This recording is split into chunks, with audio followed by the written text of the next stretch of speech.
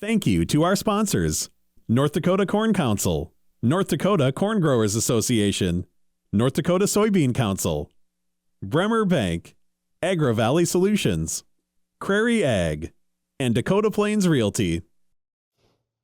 Our corn and soybean tour kicks off this week in west central Minnesota, where the soybean crop is finishing strong. Abundant rainfall throughout the season is helping growers in the Ashby area. Although more than 20 inches of rain disrupted planting and spraying, agronomy manager Rick Graham says the crop is looking good now. He says the biggest concern with all the rain is nitrogen loss, especially in the rolling hills. Even so, he says he's looking forward to high yields. August rain, we know, makes soybean yields, and so we're very optimistic because there's been a lot of moisture in this neck of the woods in the last 6 weeks, and so the soybean pods are filling nicely. Graham says because of all the moisture, growers in his areas are seeing aphids, sudden death syndrome, white mold, and brown stem rot. Ariana Schumacher now takes us to central Iowa, where the corn is having a great season this year. It's the next stop in our corn and soybean tour. Despite the rain causing some planting delays, the corn across Iowa is looking better than it has in the past 4 years. We have two different crops in some respects, right? So we have some that got planted really timely in that early to mid-April time frame, and then we had a lot of rainfall in as we got to the end of April into May, and so then we have another kind of big planting window right there at the end of May. And so we have both of those going on. However, some of the corn is showing nitrogen deficiencies. The bottom leaves are starting to fire. Even the top leaves are starting to yellow a little bit, just because of that.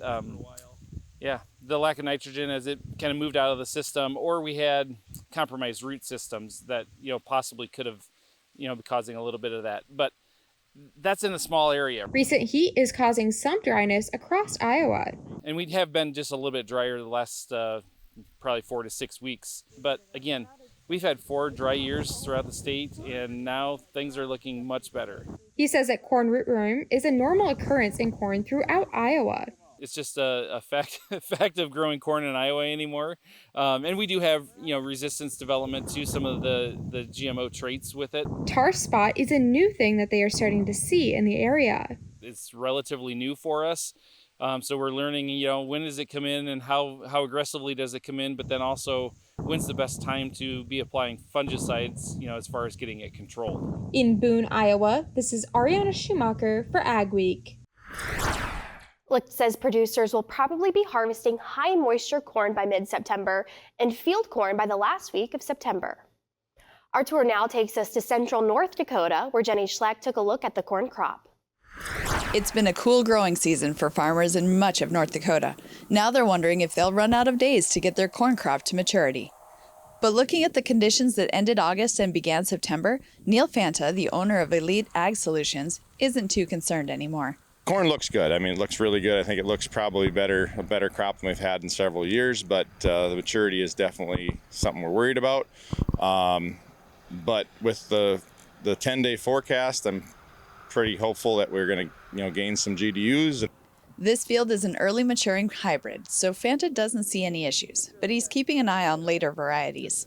Later corns, maybe we might not quite make it, maybe some test weight problems, things like that, but actually pretty impressed with the development of the crop right now. Fanta thinks there could be a need to dry a lot of corn this year given the cool conditions and late maturity, but with low grain prices, there's little incentive to rush the crop through the dryer to the elevator. This area has seen few disease or pest problems in the corn this year. Plus, plentiful rains have reduced drought stress. In fact, Fanta says higher than normal rain means there may be some drowned out spots. But even with some potential drowned out spots, he still expects a big harvest whenever it happens. But what's there is tremendous. I think it's probably going to be a record, corn crop for what's there. Near Steele, North Dakota, this is Jenny Schlecht for AgWeek. That wraps up this year's AgWeek Corn and Soybean Tour. Thanks for watching AgweekTV on YouTube. Make sure to like and subscribe. We put out new videos every Saturday.